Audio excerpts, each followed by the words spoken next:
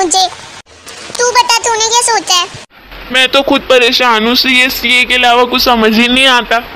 कोई तो everyone, welcome back to your channel your library. आपके अपने चैनल योर लाइब्रेरी में आपका हार्दिक स्वागत है। आज मैंने एक नए टॉपिक पे वीडियो बनाने का सोचा, क्योंकि मोस्टली बच्चों को कॉमर्स में सिर्फ दो चीज़ें पता होती है कि उनको आगे बनना क्या है, या तो सीए या तो सीएस। उसके अलावा लोगों को कुछ पता ही नहीं होता। तो आज मैंने ऐसे ही कुछ 3 और कोर्सेज, करियर ऑप्शन या फिर कोर्सेज के बारे में डिस्कस किया है जिनमें हम जा सकते हैं और जिनमें काफ़ी अच्छा स्कोप भी है आने वाले टाइम में। तो चलिए डिस्कस करते हैं। सबसे पहले ऑप्शन है बैंक पीओ।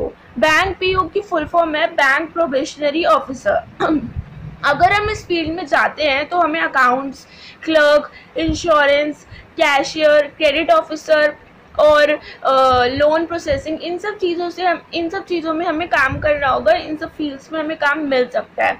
और अगर हमें ये करना है तो इसके लिए हम कोई भी ग्रेजुएशन डिग्री के बाद ही एक एग्ज़ाम होता है जिसको हम दे सकते हैं। बट अगर हम बीकॉम या फिर बीबीए से हमने ग्रेजुएशन कंप्लीट किया तो उसके थोड़ा हमारे लिए एडवांटेजियस हो जाता है। बट आप किसी भी ग्रेजुएशन कोर्स को करने के बाद ही दे सकते हैं। ये एग्ज़ाम हम पब्लिक या फिर प्राइवेट बैंक दोनों के लिए दे सकते हैं, जैसे कि एसबीआई का, आईसीआईसी का, एचडीएफसी का या फिर एक्सिस बैंक, और काफ़ी सारे बैंक अपने अपने अलग अलग ये एग्ज़ाम कंडक्ट करते हैं। ये जो जॉब है ये और जॉब से, गवर्नमेंट जॉब से काफ़ी बेनिफिशियल इसलिए है क्योंकि इस जॉब में काफ़ी जल्दी हम सीधा घुस जाते हैं और जो हमारा सैलरी पैकेज होता है वो सीधा 4 to 5 lakhs होता है। मैंने सबसे मिनिमम 23,700 लिया है, बट वो अकॉर्डिंग टू बैंक डिपेंड करते हैं। जैसे अगर आप एसबीआई बैंक में तो आपका 40,000 तक होगा, और अगर आप किसी और बैंक में तो शायद ज़्यादा। तो उस पर डिपेंड करते हैं और काफ़ी जल्दी ओवर द टाइम, एक टाइम पीरियड के बाद आप असिस्टेंट मैनेजर बन सकते हैं, फिर ब्रांच मैनेजर बन सकते हैं और फिर उससे भी चेयरमैन ऑफ द बैंक भी बन सकते हैं। तो मतलब इसमें प्रमोशन बहुत जल्दी होता है, ग्रोथ भी बहुत जल्दी होती है और इनकम भी काफ़ी अच्छी है। इसके लिए हमें बस एक एग्ज़ाम क्लियर करना होता है और फिर हम काम कर सकते हैं। तो ठीक है। उसके बाद सेकंड ऑप्शन है एक्चुरियल साइंस। एक्चुरियल साइंस में ये होता है कि डाटा हैंडलिंग या फिर रिस्क मैनेजमेंट, फाइनेंशियल इवैल्यूएशन से रिलेटेड है। अगर हम इस फील्ड में जाते हैं तो हमें life insurance, general insurance, health insurance या फिर रिस्क मैनेजमेंट जैसे चीज़ों में हम काम कर सकते हैं। इन सब चीज़ों में हमें काम मिल सकता है। और इसके लिए हमें करना क्या होगा? अब देखो यार, सीए अगर आप कर रहे हो तो सीए में भी आपको इतने सारे एग्ज़ाम देने पड़ते हैं, बट वहाँ पे इतना कंपटीशन है ना कि बहुत कम बच्चों का होता है या फिर सिलेबस इतना ज़्यादा होता है। ऐसे ही एक्चुरियल कॉमन एंट्रेंस टेस्ट होता है इसमें हमें एग्ज़ाम क्लियर करने पड़ते हैं। टोटल 15 एग्ज़ाम होते हैं जो हमें करने पड़ते हैं। पर अगर हम 4 to 5 एग्ज़ाम्स के बाद ही एक्चुअली काम करना शुरू करते हैं, और इसको करने के लिए हमारी ग्रेजुएशन होनी चाहिए या फिर मैथ ऑनर्स, बीकॉम ऑनर्स या फिर स्टैटिस्टिक्स ऑनर्स से। और ये इसके बाद हमें institute of actuaries of India से खुद को रजिस्टर करना पड़ता है और इसका सैलरी पैकेज 4 to 5 lakhs है।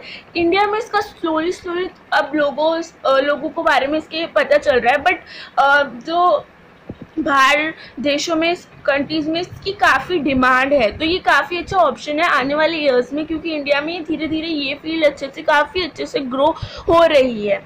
तो चलिए उसके बाद नेक्स्ट ऑप्शन डिस्कस करते हैं, वो है डिजिटल मार्केटिंग। डिजिटल मार्केटिंग के बारे में आप सब काफ़ी लोगों ने सुना भी होगा। मैंने डिजिटल मार्केटिंग क्यों ली है? क्योंकि अकॉर्डिंग टू अ सर्वे 2016 में इंडिया में डिजिटल मार्केटिंग की 1.5 lakhs जॉब थी, और वो 2017 में 8 lakhs तक हो गई, और 2020 में तो डिजिटल मार्केटिंग का काफ़ी ज़्यादा स्कोप है। तो आप समझ सकते हैं कि डिजिटल मार्केटिंग की जॉब्स कैसे डे बाय डे इंक्रीज़ हो रही है और कैसे इसकी रिक्वायरमेंट डे बाय डे बढ़ रही है ना। तो इसलिए मैंने ये लिया है, क्योंकि digital marketing day by day इसकी जो नीड है, वो नंबर ऑफ जॉब्स बढ़ रही है, क्योंकि जैसे कि ऑनलाइन बिजनेस, ई कॉमर्स काफ़ी ज़्यादा इंक्रीज़ हो रहा है। इसको हम वैसे ये स्किल आप किसी भी कोर्स के साथ इसको सीख सकते हैं, जैसे कि हम सीए या फिर सीएस करते हैं साथ में ग्रेजुएशन डिग्री के साथ वैसे। बट अगर हम बीबीए या एमबीए के बाद ही मतलब डिजिटल मार्केटिंग में जाएं तो ज़्यादा एडवांटेजेस होता है। और इसकी जो पैकेज स्टार्टिंग वो ही 5 to 6 लाख है। तो मीन्स इसमें काफ़ी जल्दी और काफ़ी अच्छे से ग्रोथ होती है। और एक डिजिटल मार्केटिंग की फील्ड में जाने तक हमारा पैकेज 20 लाख से 22 लाख तक भी जा सकता है, अगर हमारी वो स्किल्स पे डिपेंड करता है, हमारे एक्सपीरियंस पे डिपेंड करता है। वो विद इन 1-2 ईयर हमारा 20 लाख हो जाता है। तो इसलिए मैंने ये तीनों फील्ड ली, क्योंकि इन तीनों के बारे में काफ़ी कम लोगों को पता होता है और ये काफ़ी आने वाले टाइम में इनमें काफ़ी ज़्यादा स्कोप है और इनमें हम जा सकते हैं।